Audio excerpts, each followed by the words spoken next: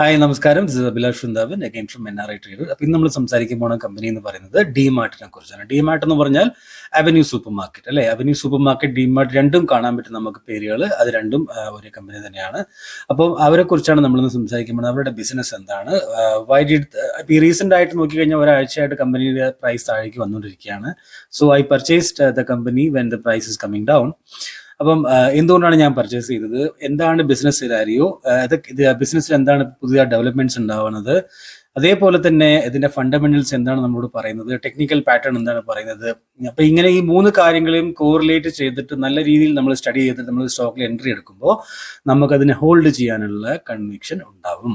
അതുകൊണ്ടാണ് അങ്ങനെ ചെയ്യുന്നത്. ഓക്കെ, അപ്പം അതൊക്കെ നമ്മൾ നോക്കുന്നുണ്ടാവും. അതൊക്കെ കൃത്യമായിട്ട് കണ്ടു കഴിഞ്ഞാൽ മനസ്സിലാവും. പിന്നെ വളരെ പ്രധാനപ്പെട്ട ഒരു കാര്യം പറയാനുള്ളത്, നമ്മൾ ഈ ചാനലിൽ FNOനെ കുറിച്ച്, ഫ്യൂച്ചേഴ്സ് ആൻഡ് ഓപ്ഷൻസിനെ കുറിച്ച് യാതൊരു കാര്യം സംസാരിക്കാറില്ല. ഞാനിങ്ങനെ ഇതിനെ ഡീ പ്രൊമോട്ട് ചെയ്യുന്നത് കൊണ്ട് ഒരുപാട് 2-3 മെസ്സേജുകൾ, 3-4 മെസ്സേജുകളൊക്കെ ഇങ്ങനെ വരുന്നുണ്ട്. എല്ലാ ദിവസവും വരും. അത് ചെറുതും വലുതുമായിട്ടുള്ള ആൾക്കാരിൽ നിന്നാണ് വരുന്നത്. ഭീഷണിയുടെ സ്വരത്തിലാണ് വരുന്നത്. ഭീഷണിപ്പെടുത്താണ് നമ്മളെ. എന്തിനാണ് നമ്മളെ ഇങ്ങനെ കുറ്റം പറയുന്നത്? നിങ്ങൾക്ക് നിങ്ങളുടെ കാര്യം ചെയ്തുകൂടെ? ഞാനും അതാണ് പറയുന്നത്. നിങ്ങൾക്ക് നിങ്ങളുടെ കാര്യം ചെയ്തുകൂടെ? ഞാൻ എൻ്റെ കാര്യമല്ലേ ചെയ്യുന്നുള്ളൂ. ഓക്കെ, അപ്പം FNO ചെയ്തിട്ട് പൈസ പോയിക്കൊണ്ടിരിക്കുന്ന അല്ലെങ്കിൽ ആത്മഹത്യ ചെയ്യുന്ന ഒരുപാട് പേരുണ്ട്. ഓക്കെ, അവരെയൊക്കെ പിന്തിരിപ്പിക്കുക എന്നുള്ളതാണ് എൻ്റെ ഒരു മിഷൻ. അപ്പം അതുകൊണ്ടാണ് ഞാൻ ഇക്വിറ്റിനെ പ്രൊമോട്ട് ചെയ്യുന്നതും FNOനെ പ്രൊമോട്ട് ചെയ്യാത്തതും. അപ്പം നിങ്ങളും ചെയ്യുന്നൊരു വ്യക്തിയാണെങ്കിൽ നിങ്ങൾ ചെയ്ത് നിർത്തുക. ഓക്കെ, നിങ്ങൾ ചെയ്യുന്ന വ്യക്തിയെ നിങ്ങൾക്ക് അറിയാമെങ്കിൽ അവരെ പിന്തിരിപ്പിക്കാൻ വേണ്ടി ശ്രമിക്കുക. ഓക്കെ, അതൊരു പുണ്യപ്രവൃത്തി ആയിരിക്കുന്നതാണ് എൻ്റെ ഒരു വിശ്വാസം. കാരണം അത്രയും ആൾക്കാരുടെ എന്താ പറയാ, പൈസ പോകുന്ന ഒരു സ്ഥലമാണ് FNO. അപ്പൊ അത് ചെയ്യാതിരിക്കുക. അപ്പം with this note let's go to the video. Radhakrishnan Damani സാറിനെ കുറിച്ച് പറയുമ്പോൾ എനിക്ക് ഭയങ്കര ഇഷ്ടപ്പെട്ട ഒരു വ്യക്തിയാണ്. ബിക്കോസ് അദ്ദേഹം നല്ലൊരു ട്രേഡറാണ്. നല്ല എന്താ പറയുക, ഫ്യൂച്ചർ വാല്യൂ ഗ്രോത്ത് ഒക്കെ മനസ്സിലാക്കാൻ പറ്റുന്ന ഒരു എന്താ പറയുക, അത്രയും ചിന്തിക്കുന്ന ഒരു വ്യക്തിയാണ് രാധാകൃഷ്ണൻ ദമാനി സാർ. അദ്ദേഹത്തിന് ഇൻവെസ്റ്റ്മെന്റ് പാറ്റേൺ ഒക്കെ കണ്ടത് നമുക്ക് മനസ്സിലാവും. ഓക്കെ, അപ്പം ആ ഒരു കാര്യമുണ്ട്. അപ്പോൾ ഇദ്ദേഹത്തിനെ കുറിച്ച് പറയുമ്പോൾ എന്തുകൊണ്ടാണ് ഇദ്ദേഹത്തെ കുറിച്ച് സംസാരിക്കുന്നത്? ബിക്കോസ് നമ്മളൊന്ന് സംസാരിക്കുന്നത് ഡിമാർട്ടിനെ കുറിച്ചാണ് അല്ലേ. അപ്പോൾ ഡിമാർട്ടിന്റെ ഫൗണ്ടറാണ് രാധാകൃഷ്ണൻ ദമാനി സാർ. അദ്ദേഹത്തിനെ കുറിച്ച് എന്താ ചെറിയൊരു കാര്യം നമ്മൾ നോക്കുമ്പോൾ, he was assisting his father in Dalal street. നമ്മുടെ ബോംബെയിലെ ദലാൽ സ്ട്രീറ്റിലാണ് ഇദ്ദേഹത്തിന്റെ ഫാദർ വർക്ക് ചെയ്തുകൊണ്ടിരുന്നത്.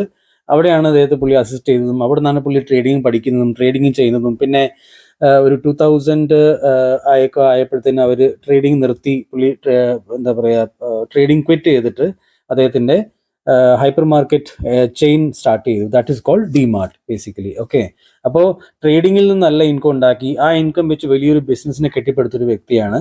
ഇപ്പൊ അദ്ദേഹത്തിന്റെ 16.5 ബില്യൺ എന്ന നെറ്റ്വർത്തിലാണ് അദ്ദേഹം നിൽക്കുന്നത് ഇപ്പം. Okay, he was ranked 117 on the global list of billionaire and 87 rank on global list. ഫോബ്സിന്റെ 87 റാങ്കിലും പുള്ളി വന്നിട്ടുണ്ട്. അപ്പോൾ ഇപ്പോൾ ഒരു 18.9 ബില്യന്റെ ഒരു സാമ്രാജ്യം കെട്ടിപ്പടുത്ത ഒരു വ്യക്തിയാണ് രാധാകൃഷ്ണൻ ദമാനി സർ. അപ്പൊ എന്താണ് ഡിമാർട്ടിന്റെ ബിസിനസ് എന്ന് പറയുന്നത്? നമുക്ക് ഒരു വീട്ടിലേക്ക് ആവശ്യമായിട്ടുള്ള എല്ലാ സാധനങ്ങളും ഒരു കുടക്കീഴിൽ വിൽക്കുന്ന ഒരു സ്ഥലം, അത് തന്നെ, അതാണ് ഡിമാർട്ടിന്റെ ബിസിനസ് എന്ന് പറയുന്നത്. അതിനകത്ത് ഫുഡ് വരും, പിന്നെ ഷർട്ട്സ്, പാൻസ്, നമ്മളുടെ ഡ്രസ്സിന്റെ ആ കാര്യങ്ങൾ, കിച്ചന്റെ കാര്യങ്ങൾ അല്ലെ, എല്ലാ ടൈപ്പിലുള്ള സാധനങ്ങളും വിൽക്കുന്ന ഒരു സ്ഥലമാണ് ഡിമാർട്ട് എന്ന് പറയുന്നത്. ഓക്കെ, മോസ്റ്റ് ഓഫ് നിങ്ങൾ ചിലപ്പോൾ യൂസ് ചെയ്തിട്ടുണ്ടാവും. പുറത്തൊക്കെ ആണെങ്കിൽ നിങ്ങൾ യൂസ് ചെയ്തിട്ടുണ്ടാവും എന്തായാലും. കേരളത്തിൽ ഇവരുടെ സ്റ്റോർ ഇപ്പോൾ അവരുടെ ബിസിനസ് ബാക്കിയുള്ള കാര്യങ്ങൾ നമ്മൾ നോക്കുമ്പോൾ നമുക്ക് നോക്കാം അവിടെ എത്തിയിട്ടുണ്ടോ ഇല്ലോ എന്നുള്ള കാര്യം. ഓക്കെ, അപ്പൊ ജനറലി ഇത് മനസ്സിലായില്ല, ഇതാണ് അവരുടെ ബിസിനസ്. അപ്പൊ ഈ ഒരു ബിസിനസ് ചെയ്യുമ്പോൾ എന്താണ് ഡിമാർട്ടിനെ മറ്റുള്ള ആൾക്കാരിൽ നിന്നും വ്യത്യസ്തമാക്കുന്നത്? എന്താണ്? ഇവര് അഗ്രസീവ് ആയിട്ടുള്ള അഡ്വർടൈസ്മെന്റിൽ ബിലീവ് ചെയ്യാത്ത ആൾക്കാരാണ്. മനസ്സിലാവുന്നുണ്ടോ? അഗ്രസീവ് ആയിട്ട് ഒരു തരത്തിലും ഇവര് അഡ്വർടൈസ്മെന്റ് ചെയ്തിട്ട് അതിനകത്ത് പൈസ കളയാറില്ല. ബേസിക്കലി ഇവരുടെ പബ്ലിസിറ്റി മുഴുവനും മൗത്ത് ടു മൗത്ത് പബ്ലിസിറ്റിയാണ്. അങ്ങനെയാണ് ഇവരുടെ മോസ്റ്റ്ലി കേസിലും പോകുന്നത്. അതുകൊണ്ടാണ് നിങ്ങൾക്ക് ഇവിടെ ഡിമാർട്ടിന്റെ പരസ്യങ്ങളും കാര്യങ്ങളും അതിനകത്ത് വലിയ വലിയ സ്റ്റാർസും നിങ്ങൾക്ക് കാണാൻ പറ്റുന്നത്. കാരണം ഇവർ അതിനകത്ത് ബിലീവ് ചെയ്യാത്ത ആൾക്കാരാണ്. ഇവരുടെ ഏറ്റവും വലിയ ബിസിനസ് തന്ത്രം എന്താണെന്ന് വെച്ചാൽ, ഇവർ ആഡിൽ സ്പെൻഡ് ചെയ്യുന്നതിന് പകരമായിട്ട് ഇവർ പ്രൊഡക്റ്റിൽ അതിന് ഡിസ്കൗണ്ട് കൊടുത്തിട്ട് പിന്നെ എന്താ പ്രോഫിറ്റ് ഉണ്ടാക്കുന്ന ഒരു കമ്പനിയാണിത്. അപ്പൊ പ്രൊഡക്റ്റിൽ തന്നെ നമ്മൾ ഡിസ്കൗണ്ട് കൊടുക്കുമ്പോൾ എന്ന് വെച്ചാൽ കമ്പനിക്ക് ഒരു ആഡിന് ഒരു റവന്യൂ അവർ മാറ്റി വെക്കുമല്ലോ, ഇത്ര റവന്യൂ, ഇത്രയും പൈസ നമ്മൾ ആഡിലേക്ക് വേണ്ടി മാറ്റി വെക്കുന്നു, റൈറ്റ്? അങ്ങനെ മാറ്റി വെക്കുമ്പോൾ ആ ആഡിലേക്ക് എന്ന് പറയുന്ന ഉപയോഗിക്കുന്ന പൈസേന്റെ വളരെ ചെറിയൊരു എമൗണ്ട് ഇവർക്ക് കൊടുത്താലും ഇവരുടെ പ്രൊഡക്റ്റിൽ ഇവർക്ക് നല്ല ഡിസ്കൗണ്ടിൽ ഇവർക്ക് കൊടുക്കാൻ പറ്റും, മറ്റുള്ളവർ കൊടുക്കുന്നതിനേക്കാളും കൂടുതൽ. അങ്ങനെയാണ് ഡിമാർട്ട് എന്ന് പറയുന്ന ഈ ഒരു സാമ്രാജ്യം കെട്ടിപ്പടുക്കാൻ നമ്മുടെ രാധാകൃഷ്ണൻ ദമാനി സാർ അദ്ദേഹത്തിന്റെ ബിസിനസ് പരമായിട്ടുള്ള ബുദ്ധി ഉപയോഗിച്ചത്. ഇപ്പോഴത്തെ ഒരു കണ്ടീഷനിൽ എന്താണ് ഇവരുടെ ഒരു സിനാരിയോ ഉള്ളത്? ഇവർക്ക് പിന്നെ 341 സ്റ്റോർസ് അക്രോസ് 22 സിറ്റീസിലുണ്ട് ഇവർക്ക്. ഓക്കെ, അപ്പം 11.8 മില്യൺ സ്ക്വയർ ഫീറ്റിലെ ഏരിയയിൽ ഇവരുണ്ട് ഇപ്പം അവരുടെ സ്റ്റോർസിന്റെ ഏരിയ എന്ന് പറയുന്നത്. ദെൻ പിന്നെ ഇവരുടെ സ്ട്രോങ്സ്റ്റ് പ്രസൻസ് ഉള്ളത് ഇപ്പൊ എവിടെയാണ്? മഹാരാഷ്ട്ര, അതേപോലെ തന്നെ ഗുജറാത്ത്, അതേപോലെ തന്നെ തെലങ്കാന. ഇങ്ങനെ ഈ 3 സ്ഥലങ്ങളിലാണ് ഇവർ ഏറ്റവും കൂടുതലായിട്ട് ഇവരുടെ സ്ട്രോങ് ആയിട്ടുള്ള ബേസ് ഉള്ളത്. അതിൽ തന്നെ മഹാരാഷ്ട്രയാണ് ഏറ്റവും കൂടുതലായിട്ടുള്ളത്, followed by Gujarat and Telangana. അങ്ങനെയാണ് ഇവരുടെ ഇപ്പോഴത്തെ കാര്യമുള്ളത്. ഇതിൽ നിന്നാണ് നമുക്ക് മനസ്സിലാക്കാൻ പറ്റുന്നത് ഇവർ ഇത്ര സ്ഥലത്തെ ആയിട്ടുള്ളൂ അല്ലേ? ഇവരാകെപ്പാടെ ഈ കുറച്ച് സ്ഥലങ്ങളിൽ ആയിട്ടുള്ളൂ. ഇന്ത്യയിൽ എത്ര ഇപ്പൊ നമുക്കൊരു എക്സാമ്പിൾ നോക്കിക്കഴിഞ്ഞാൽ ഇവരുടെ ഡയറക്റ്റ് കോമ്പറ്റീഷൻ വരുന്ന ആരുമായിട്ടാണ്? റിലയൻസുമായിട്ടാണ് അല്ലെ? റിലയൻസിന്റെ സ്റ്റോർ, റിലയൻസ് സ്റ്റോറും പിന്നെ സെയിം ഇവിടെ ഡിമാർട്ടിന്റെ ബിസിനസ് തന്നെ ചെയ്യുന്ന ആൾക്കാരാണ്. അവരെത്ര സ്ഥലങ്ങളിലുണ്ട് ഇപ്പോ? അപ്പം ഇവിടെ നോക്കിക്കഴിഞ്ഞാൽ 7,000 ടൗണുകളിൽ റിലയൻസ് സ്റ്റോർ ഉണ്ട്. ഏകദേശം 2,40,40,000 എംപ്ലോയീസ് അവിടെ വർക്ക് ചെയ്യുന്നുണ്ട്. അതേപോലെ തന്നെ 18,000 സ്റ്റോർ ലൊക്കേഷൻസ് അവർക്കുണ്ട്.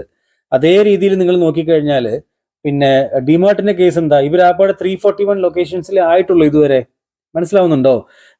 കേരള ഇതിനകത്ത് കാണിക്കുന്നില്ല, കേരളം ഇതിനകത്ത് വരുന്നില്ല. അപ്പൊ അവിടേക്ക് ഇനി ഇവർക്ക് ബിസിനസ് ഡെവലപ്പ് ചെയ്യാനുള്ള ഒരു വലിയ സാധ്യത തന്നെ ഇല്ലേ ഇതേ രീതിയിൽ ഇവർ മുമ്പോട്ട് പോയി കഴിഞ്ഞാൽ? കാരണം ഇവർ അഗ്രസീവായിട്ട് ഇവർ പിന്നെ മാർക്കറ്റിംഗ് ചെയ്യുന്നില്ല ഇവരുടെ പ്രൊഡക്ട്സിനെ അല്ലെ?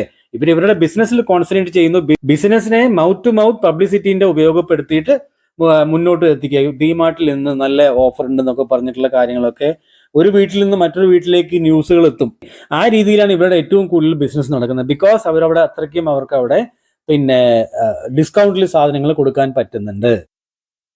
അതുകൊണ്ട് തന്നെ നിങ്ങൾ നോക്കിക്കഴിഞ്ഞാൽ the company has open its new stores at the Bidyaka, Rajasthan, Jorapuram, Andhra Pradesh, അതേപോലെ തന്നെ നിങ്ങൾ നോക്കിക്കഴിഞ്ഞാൽ നിസാംപേട്ട്, തെലങ്കാന. ഇത്രയും സ്ഥലങ്ങളിൽ ഇവരുടെ പുതിയ സ്റ്റോറുകൾ ഓപ്പൺ ആയിക്കൊണ്ടിരിക്കുകയാണ്. വിച്ച് മീൻസ് വാട്ട് അല്ലെ? ബിസിനസ് ഗ്രോ ആവുന്നുണ്ട്. അതുകൂടാതെ തന്നെ വേറൊരു പ്രധാനപ്പെട്ട കാര്യം സംഭവിക്കുന്നത് എന്താണ്? They are converting their store to e commerce.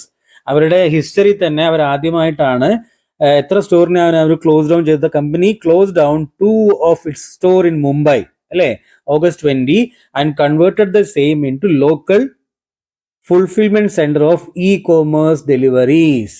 അപ്പൊ ഇവർ ഇ കോമേഴ്സ് ഡെലിവറീസിലും മുംബൈയിൽ അവർ സ്റ്റാർട്ട് ചെയ്തിട്ടുണ്ട് ബേസിക്കലി. അപ്പൊ മുംബൈ പോലത്തെ സിറ്റിയിൽ ഇ കോമേഴ്സ് ഡെലിവറി അവർ ചെയ്യുന്നുണ്ട്. മറ്റുള്ള ഇതുപോലെയല്ല. എന്താണ് ഞാൻ നേരത്തെ പറഞ്ഞു, ഇവർക്ക് ഇതിനകത്ത് ഒരുപാട് അഡ്വർടൈസ്മെന്റ് ഉണ്ടാവില്ല. പക്ഷെ എത്രയോ ആപ്പുകൾ വന്നു പോയി. ഇവരങ്ങനെയല്ലല്ലോ ചെയ്യുന്നത്. ഇവർ ചെയ്യണത് പിന്നെ നല്ല രീതിയിൽ ഡിസ്കൗണ്ട് കൊടുത്തിട്ട് അവരുടെ പിന്നെ കസ്റ്റമേഴ്സിന്റെ വാതിലുകളിൽ തന്നെ പ്രൊഡക്റ്റ് എത്തിച്ചു കൊടുത്തിട്ട് കസ്റ്റമറിന് പൈസ കുറവിൽ പ്രൊഡക്റ്റും കിട്ടി, അതേപോലെ തന്നെ ഇവർക്ക് പബ്ലിസിറ്റിയും കിട്ടി. ഈ രീതിയിലാണ് ഇവരുടെ വർക്ക് മൊത്തം നടക്കുന്നത്. അപ്പോൾ ഇറ്റ്സ് എ വെരി ഗുഡ് എന്താണ് പിന്നെ ബിസിനസ് ഐഡിയ ബേസിക്കലി. അങ്ങനെ ഒരു കാര്യം ഇവിടെ ഉണ്ട്. The company incurred capital expenditure of over 1,300 crore in financial year 2021 and an increased retail space to 8.8 million square feet. ഇപ്പൊ അത് 11.11 സ്ക്വയർ ഫീറ്റിലേക്ക് മാറ്റിയിട്ടുണ്ട്. അപ്പോൾ ഇവര് എല്ലാ രീതിയിലും മുമ്പോട്ട് പോയിക്കൊണ്ടിരിക്കുകയാണ് എന്നാണ് ഇതൊക്കെ പറയുന്നത്. റൈസിങ് ഫണ്ടും അവർ ചെയ്യുന്നുണ്ട്, പുതിയതായിട്ട് ഫണ്ട് റൈസ് ചെയ്യുന്നുണ്ട്. അപ്പോൾ മനസ്സിലായില്ലേ? ബിസിനസിന്റെ ഔട്ട്ലുക്ക് ഇങ്ങനെയാണ്. നല്ല സൂപ്പർ ബിസിനസ് ആണ്, അത് ഗ്രോ ആവുന്ന ബിസിനസ് തന്നെയാണ്. ഓക്കെ, അപ്പൊ ഇനി നമുക്ക് നോക്കാനുള്ള എന്താണ് മാർക്കറ്റ് ക്യാപ്പ്? ഇത് 2,47,565 കോടി രൂപയുടെ ലാക്ക് ക്രോറിന്റെ കമ്പനിയാണ് ബേസിക്കലി അവന്യൂ സൂപ്പർ മാർക്കറ്റ് എന്ന് പറയുന്നത്. It's a very good company, very big company basically അല്ലെ? അപ്പം 2,40,000 കോടി രൂപന്റെ കമ്പനിയാണ്. റിലയൻസുമായിട്ട് നേരിട്ട് പിന്നെ കോമ്പറ്റീഷനിലൊക്കെ വരുന്ന കമ്പനിയാണ്. അതേപോലെ തന്നെ ആമസോൺ, അതേപോലെ തന്നെ ബാക്കിയുള്ള ഏത് റീറ്റെയിൽ, ഇപ്പൊ ഓൺലൈൻ ആണെങ്കിലും ഓഫ്ലൈൻ ആണെങ്കിലും രണ്ട് രീതിയിലാണെങ്കിലും ദാറ്റ്സ് ഫൈൻ. പിന്നെ ഇവരുടെ ഗ്രോത്ത് നിങ്ങൾ നോക്കുന്നു, മാർച്ച് 2012 2,209 കോടി രൂപ സെയിൽസ് ഉണ്ടായിരുന്ന കമ്പനി ഏകദേശം 46,653 കോടി രൂപ ട്രെയിലിംഗ് 12 മന്തിൽ തന്നെ ആയിക്കഴിഞ്ഞു. അപ്പൊ എന്താണ് 21 ടൈംസ് ഇവര് ആയിക്കഴിഞ്ഞു. 21 ടൈംസ് 2012 തൊട്ട് 2023 വരെ 11 വർഷം കൊണ്ട് 21 ടൈംസ് ആണ് കമ്പനിയുടെ സെയിൽസ് ഗ്രോ ചെയ്തിരിക്കുന്നത് അല്ലെ? 21 ടൈംസ്. നെറ്റ് പ്രോഫിറ്റ് നമ്മൾ നോക്കുമ്പോൾ നെറ്റ് പ്രോഫിറ്റ് 60 കോടി രൂപയിൽ സ്റ്റാർട്ട് ചെയ്തിട്ട് അതിപ്പോൾ നിൽക്കുന്നത് 2332 കോടി രൂപ എന്ന നെറ്റ് പ്രോഫിറ്റിന്, അതും ട്രെയിലിംഗ് 12 മന്തിൽ തന്നെയാണ്. അതിനേക്കാളും കൂടുതലാണ് വരാൻ പോകുന്നത്. അപ്പോൾ 2378 എടുക്കാം നമുക്ക് ഇവിടെ. അപ്പോൾ നെറ്റ് പ്രോഫിറ്റ് എത്ര വലുതായി? 39 ടൈംസ് നെറ്റ് പ്രോഫിറ്റ് വലുതായിട്ടുണ്ട്. എന്തുകൊണ്ടാണ് ഞാനിത് എടുത്തു പറയുന്നത്, ഈ രണ്ട് കാര്യം എടുത്തു പറയുന്നത്? ബിക്കോസ് ഇതിന്റെ പി റേഷ്യോ നിങ്ങൾ നോക്കിക്കഴിഞ്ഞാൽ P is in very high P അല്ലേ എന്ന് തോന്നും അല്ലേ. ഇതിന്റെ റീസൺ അതാണ്. 106 പിയിലാണ് കമ്പനി വർക്ക് ചെയ്യണത്. പക്ഷേ ആർക്കും ഇത് മനസ്സിലാവില്ല. കാരണം ഈ പറയുന്ന രീതിയിലുള്ള ഗ്രോത്ത് 39 ടൈംസ് 10 ഇയേഴ്സ് കൊണ്ട് ആവാതെ പറഞ്ഞാൽ ഇറ്റ് ഈസ് ജസ്റ്റിഫയബിൾ. ആ പി റേഷ്യോ എനിക്ക് ജസ്റ്റിഫൈ ചെയ്യാൻ പറ്റുന്നുണ്ട്, റൈറ്റ്? അപ്പോൾ ആ രീതിയിൽ നോക്കിക്കഴിഞ്ഞാൽ ഗ്രോത്ത് ഇസ് ഇമെൻസ് ഗ്രോത്ത് ആണ് ഈ കമ്പനി പിന്നെ കാണിച്ചേക്കുന്നത്. പിന്നെ ഇവരുടെ റിസർവിൽ നോക്കിക്കഴിഞ്ഞാൽ സ്വന്തം ഫണ്ട് അവരുടെ 16,779 കോടി രൂപ ഹയസ്റ്റ് എവർ റിസർവിലാണ് കമ്പനി നിൽക്കുന്നത് ഇപ്പോൾ. ഓക്കെ, പിന്നെ ബോറോയിങ് നോക്കിക്കഴിഞ്ഞാൽ കടം വാങ്ങിയോ ഒന്നും ഇല്ല എന്ന് തന്നെ പറയാം. സീറോ ഡെപ്റ്റ് തന്നെ ഈ കമ്പനിയുടെ സൈസ് വെച്ച് നമുക്ക് പറയാൻ വേണ്ടി പറ്റും. അതേപോലെ തന്നെ വേറൊരു പ്രധാനപ്പെട്ട കാര്യം, ഇവര് CWIP-യിൽ ഇവരുടെ കറന്റ് വർക്ക് ഇൻ പ്രോഗ്രസ്സിൽ എപ്പോൾ നോക്കിയാലും അതിനകത്ത് നല്ല ക്ലിയർ ആയിട്ട് എല്ലാ രീതിയിലും അവർ എല്ലാ വർഷവും അവരുടെ അസറ്റിനെ ഇൻക്രീസ് ചെയ്യുന്നുണ്ട് എന്നാണ് അതിന്റെ അർത്ഥം. മനസ്സിലാവുന്നുണ്ടോ? ഫിക്സഡ് അസറ്റ് നോക്കിക്കഴിഞ്ഞാൽ എന്താണ്? ഫിക്സഡ് അസറ്റ് നോക്കിക്കഴിഞ്ഞാൽ കൂടുന്നുണ്ട്. 12,000 കോടി രൂപയുടെ ഫിക്സഡ് അസറ്റ് തന്നെ അവർക്കുണ്ട്. ഓക്കെ, അപ്പം എന്താ പറയുക, ഫിക്സഡ് അസറ്റ് ഒക്കെ ഏറ്റവും കൂടുന്നുണ്ട്. നല്ല പോസിറ്റീവ് ആയിട്ടുള്ള ഒരു ഇതിൽ കൂടിയാണ് കമ്പനി പോയിക്കൊണ്ടിരിക്കുന്നത്. ക്യാഷ് ഫ്ലോയിൽ നെറ്റ് പ്രോഫിറ്റിൽ നിന്ന് വരുന്ന പൈസ മൊത്തം ക്യാഷ് ഫ്ലോയിൽ വരുന്നുണ്ടോ എന്ന് ചോദിച്ചാൽ വരുന്നുണ്ട്. ദാറ്റ്സ് ഓക്കെ, നൈസ്, ഒരു കുഴപ്പമില്ല. പിന്നെ പ്രൊമോട്ടറിന്റെ ഹോൾഡിംഗ് നമ്മൾ നോക്കുമ്പോൾ പ്രൊമോട്ടറിന്റെ ഹോൾഡിംഗ് നിങ്ങൾക്ക് ഇവിടെ കണ്ടു കഴിഞ്ഞാൽ 74.98 ഉണ്ടായത് 93 ആയി, 74.64 അല്ലേ? ഇതെന്തുകൊണ്ടാണ് ഇങ്ങനെ സംഭവിച്ചിരിക്കുന്നത്? കുറച്ച് കുറഞ്ഞ എന്തുകൊണ്ടാണ്? അത് ഞാനിവിടെ വായിച്ചു നോക്കിയപ്പോൾ അത് കൃത്യമായിട്ട് ഇവിടെ തന്നെ കൊടുത്തിട്ടുമുണ്ട്. എന്താണ്?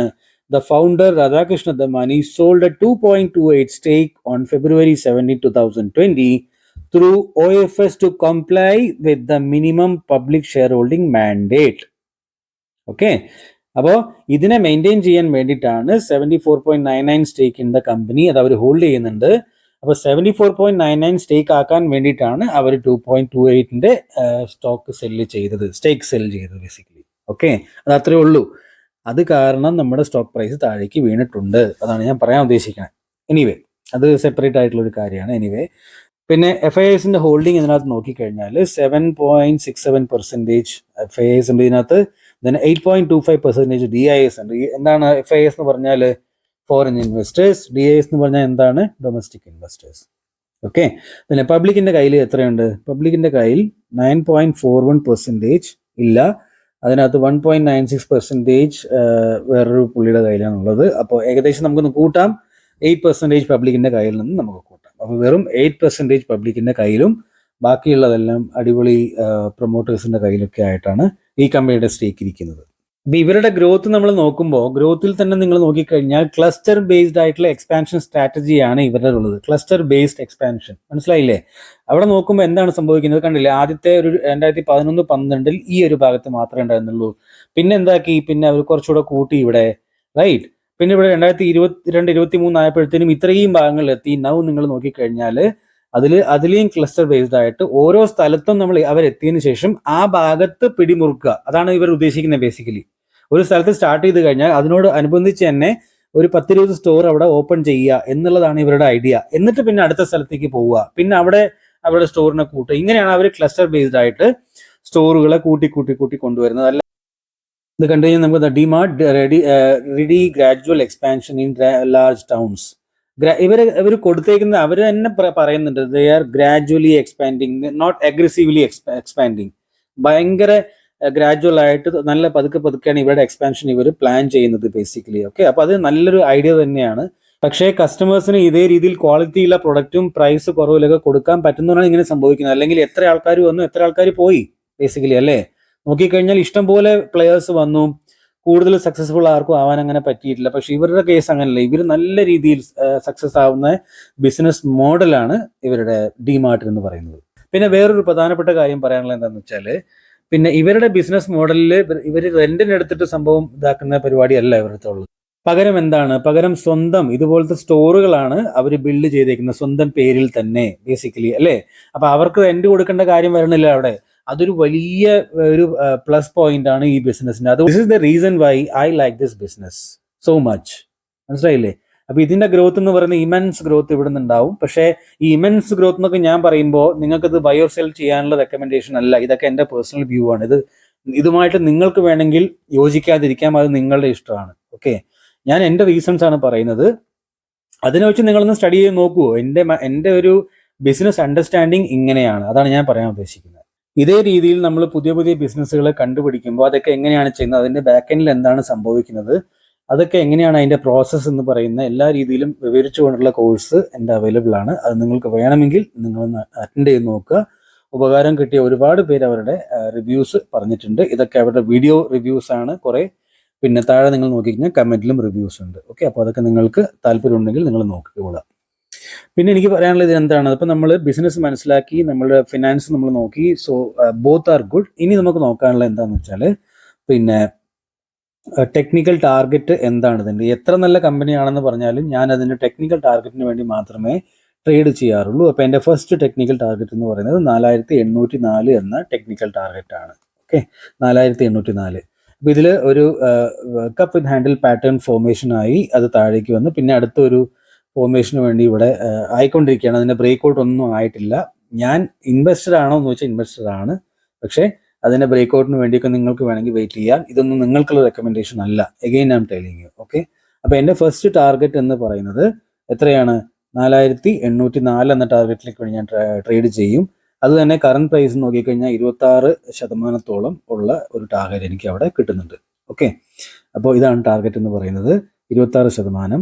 അപ്പം 4808 എന്ന ടാർഗറ്റാണ് അത്. പിന്നെ രണ്ടാമത്തെ എൻ്റെ ഫൈനൽ ടാർഗറ്റ് എന്ന് പറയുന്നത് എൻ്റെ ലൈഫ് ടൈം ഹൈ പ്രൈസ് ആയിട്ടുള്ള 5895 എന്ന പ്രൈസാണ്. അത് 54% വേണ്ടി അവിടെ ട്രേഡ് ചെയ്യാൻ പറ്റുന്നുണ്ടാവും.